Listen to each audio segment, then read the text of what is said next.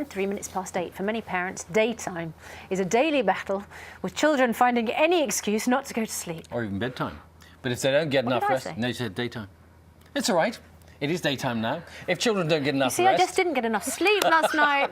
The consequences... And it was only me. Well, exactly. If you don't get enough rest, the consequences roll on to the next day for you and for the children. They get so tired, they can't pay attention in class. If presenters get so tired they can't pay attention to what they're reading, one school in Bournemouth, so worried about the problem, it set up some sleep workshops to help mums and dads.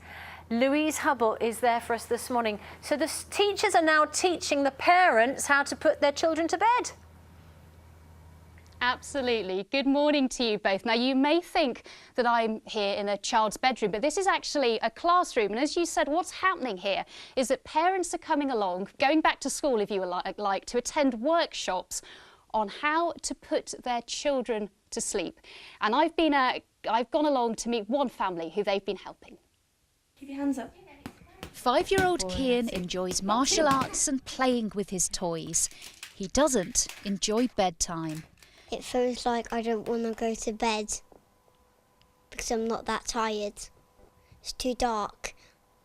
It's really, really scary. I might get up tonight. And bedtime isn't much fun for Mum Erina either.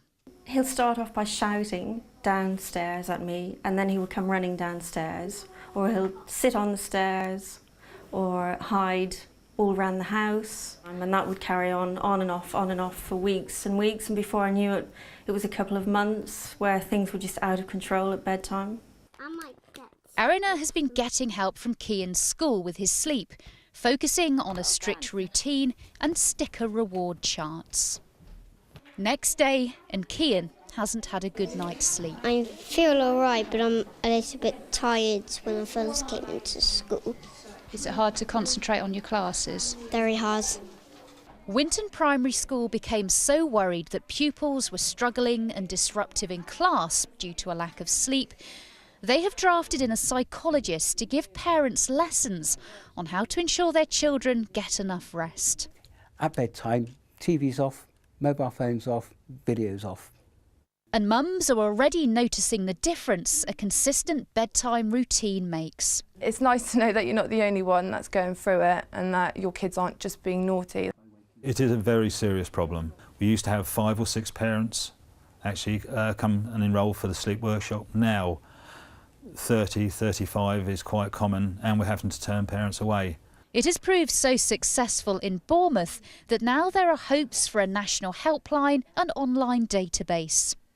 What we'd like to do is roll these sleep workshops out across the whole country so that we can train other people to do these, so that children can benefit from the routine and consistency of sleep, and so that it can improve their performance in the classroom. And in this high-tech age, it's the old-fashioned tips of a milky drink and a book before bedtime that seem to get results. Well, with me I have a teacher and some pupils whose parents have been coming along to these workshops. Let's start with you, Kate. What are your top tips for mums and dads watching at home on how to get their children to go to sleep? I would say the main thing is a really clear routine where children know what's going to happen, keeping it really calm. Another thing I would say is taking out electricals. It's amazing the number of children that say to me they've turned on their telly or their computer when their parents don't know, and they're having a nice time. You know, parents completely unaware of that in the evening. Fascinating stuff. Let's have a chat to some of the children and see what you think. Aidan, what helps you go to sleep at night? A story. Reading a story? Yes. Perfect. And what about you, Caddy? What helps you?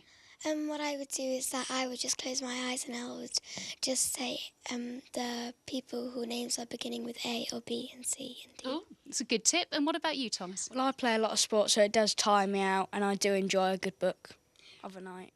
Perfect. And Katie, just very quickly, you had a child who had to be put to bed yesterday, didn't you? He was so tired. I did. I do work in reception, so I've got the youngest children, and especially towards the end of the week, they're absolutely shattered. In our book corner, we've got blankets, and we tuck them in for a nap. Goodness me. Well, thank you so much. And the message from here is a good bedtime routine, same every night, is the way to go forward. Absolutely. All right, Louise, thanks very much. It's the photocopier that keeps me awake at night. As people who are used to getting up at silly o'clock, yeah, we're quite used to knowing what we need to get a good night's sleep. Still sometimes doesn't happen.